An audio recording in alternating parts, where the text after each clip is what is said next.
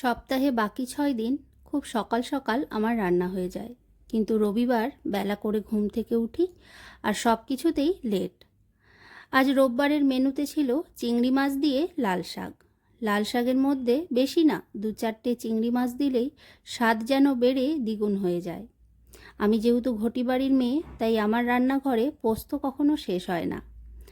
আজকে আমাদের মেনুর শো স্টপার হলেন ইনি, জলের রানী ইলিশ। যাই হোক না কেন, রান্নাটা আমাকে তাড়াতাড়ি করেই করতে হয়।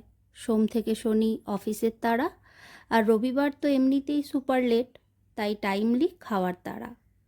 আজ ইলিশ মাছটা বানিয়েছিলাম সর্ষে পোস্ত দিয়ে, আর ওপর থেকে দিয়েছিলাম বেশ কিছুটা কাঁচা সর্ষের তেল আর কাঁচা লঙ্কা। সাথে ছিল গরম গরম কুমড়ো ফুলের বড়া। আমি আর আমার বাবা, আমরা দুজনেই কুমড়ো ফুলের বড়া খেতে খুব ভালোবাসতাম। আজ যখন বড়া ভাজছিলাম, বাবার কথা খুব মনে পড়ছিল।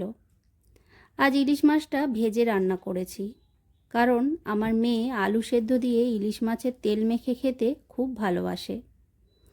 এই হলো আমার আজকের মেনু। তোমরা রবিবারের লাঞ্চে কে কী খেলে জানিও। তাহলে চলো, আজ এইটুকুই থাক। দেখা হবে অন্য কোনো গল্পে।